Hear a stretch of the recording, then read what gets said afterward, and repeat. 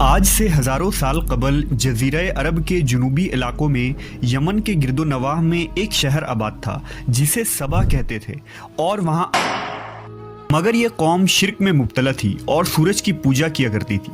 جب وہاں کے بادشاہ شراجیل بن مالک کی موت ہوئی تو اس کی بیٹی بلقیس نے حکومت کی باغ دوڑ سنبھالی۔ بعض مورخین نے لکھا ہے کہ بلقیس کے والدین میں سے ایک جنات میں سے تھے، مگر اس نظریے کی کوئی واضح دلائل نہیں ملتی۔ ملکہ بلقیس ایک قابل عورت تھی جس نے یمن پر 9 سال نہایت ہی خوبصورتی سے حکومت کی۔ دنیا کے بیشتر علاقوں میں جو تجارت ہوتی تھی وہ سبائیوں کے ہاتھ میں تھی۔ یہی وجہ تھی کہ یہ قوم نہایت ہی دولت مند تھی، مگر یہ وہ زمانہ تھا جب مشرق سے مغرب تک ایک عظیم موحد بادشاہ کی طاقتور حکومت اور جاہ و جلال کا ڈنکا بجتا تھا، جسے تاریخ میں سلیمان ابن داؤد کے نام سے جانا جاتا ہے۔ حضرت سلیمان علیہ السلام کی حکومت دنیا کے بیشتر ممالک میں تھی، جس کا دارالخلافہ یروشلم شہر تھا۔ آپ کو ہوا، جنات، چرند و پرند اور جانوروں پر حکمرانی عطا کی گئی تھی۔ ایک دن کا واقعہ ہے کہ حضرت سلیمان علیہ السلام نے دربار لگایا تو جن و انس، جانور اور پرندے سب کے سب حاضر ہوئے، مگر ان کا چہیتا پرندہ ہدہد غائب تھا۔ آپ نے پوچھا ہدہد کہاں ہے؟ جب وہ نظر نہ آیا تو سلیمان علیہ السلام نے فرمایا اگر وہ اپنی غیر حاضری کی کوئی مناسب وجہ پیش نہ کر سکا تو اسے ذبح کر دیا جائے گا۔ ابھی یہ گفتگو ہو رہی تھی کہ ہدہد حاضر ہو گیا۔ پوچھا گیا تم کہاں تھے؟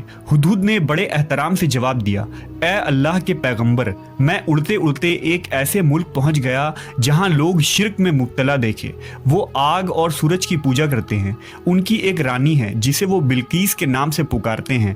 وہ ایک بہت بڑے تخت پر بیٹھ کر حکومت کرتی ہے۔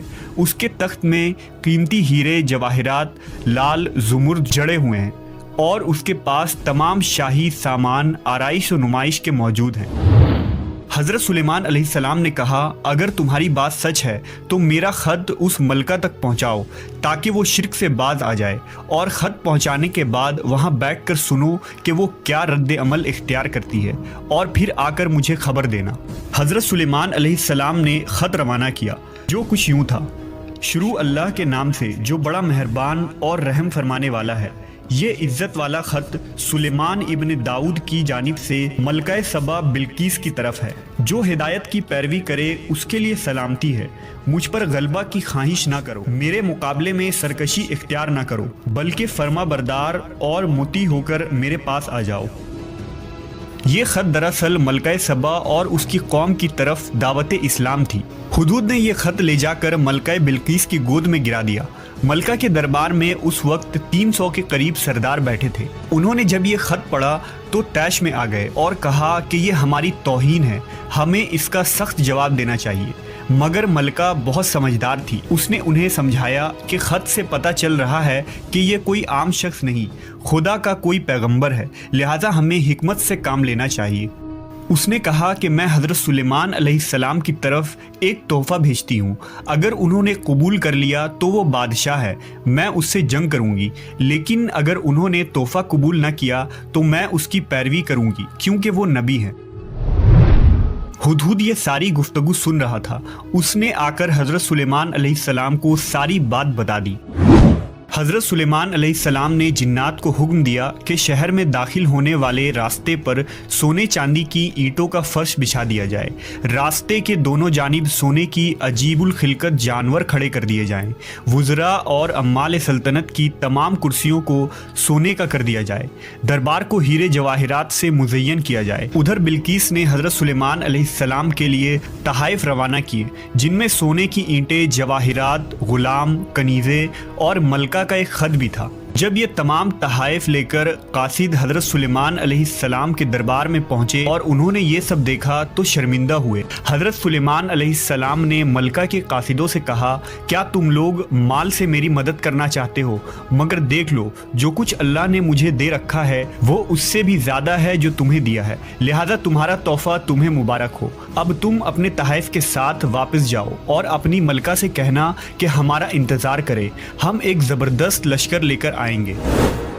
جب یہ خبر ملکہ بلقیس کو پہنچی तो वो समझ गई कि वाकई ये अल्लाह के नबी है। लिहाजा उसने जंग के बजाय हज़रत सुलेमान अलैहिस्सलाम के दरबार में हाजिर होकर अपनी इताअत का यकीन दिलाने का फ़ैसला किया। जब हज़रत सुलेमान अलैहिस्सलाम तक ये पैगाम पहुंचा तो आपने अपने दरबारियों से कहा, तुम में से कौन है जो उनके मुती होकर आने से पहले मलका का तख्त मेरे पास उठा लाए। एक देव हैकल जिन ने कहा, आपके दरबार को बर्खास्त करने से पहले मैं उसे ला सकता हूँ। मैं इस काम की पूरी कुव्वत रखता हूँ और अमानतदार भी हूँ। फिर एक और शख्स जिसके पास किताब का इल्म था, उसने कहा, मैं ये तख्त आपको आपके पलक झपकने से कबल ही ला दूंगा। फिर हज़रत सुलेमान अलैहिस्सलाम ने उस तख्त को अपने पास रखा हुआ देखा तो पुकार उठे, ये मेरे परवरदिगार का फजल है ताकि वो मुझे आजमाए कि मैं शुक्र करता हूँ या नाशुक्री, और जो शुक्र करता है तो उसका शुक्र उसके अपने ही लिए मुफीद है, और अगर कोई नाशुक्री करे तो मेरा परवरदिगार बेनियाज है और अपनी ज़ात में बुजुर्ग व बरतर है।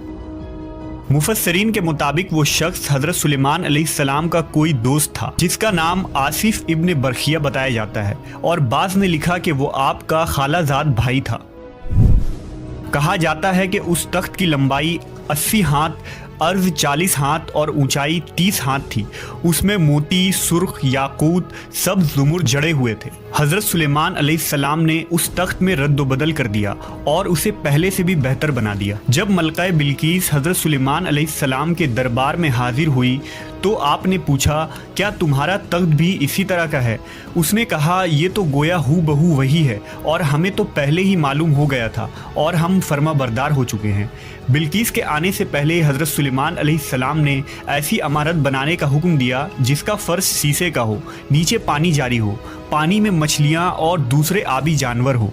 हज़रत सुलेमान अलैहिस्सलाम उस इमारत में अपने शाही तख्त पर जलवा अफरोज़ थे और शीशे के नीचे से पानी अपनी पूरी आबोताब से बह रहा था, जबकि उसके ऊपर शीशा नज़र नहीं आता था। बिल्कीस को इस महल में लाया गया। जब उसने फर्श को देखा तो समझी कि यह पानी का एक हौज़ है, लिहाजा अपनी पिंडलिया से कपड़ा उठा लिया। सुलेमान अलैहिस्सलाम ने कहा, यह तो शीशे का चिकना फर्श है।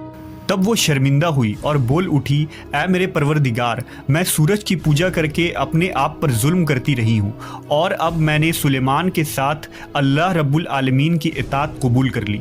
लिहाजा बिल्कीस पर यह जाहिर हो गया कि जिस तरह वो शीशे के सहन को पानी का लहरें मारने वाला गहरा हौज़ समझ बैठी, उसी तरह उसने और उसकी कौम ने सूरज की चमक और दमक देखकर उसे माबूद और खुदा समझ बैठे। उसे अपनी फाश गलती पर नहायत ही शर्मिंदगी हुई। बाज़ मवर्रखीन ने लिखा कि इस वाक़े के बाद मलका सबा मुसलमान हो गई और हज़रत सुलेमान अलैहिस्सलाम के निकाह में आ गई, जबकि बाज़ ने लिखा कि आपने बिल्कीस को यमन वापस भेज दिया और उसके लिए वहाँ 3 बड़े महल तामीर करवाए।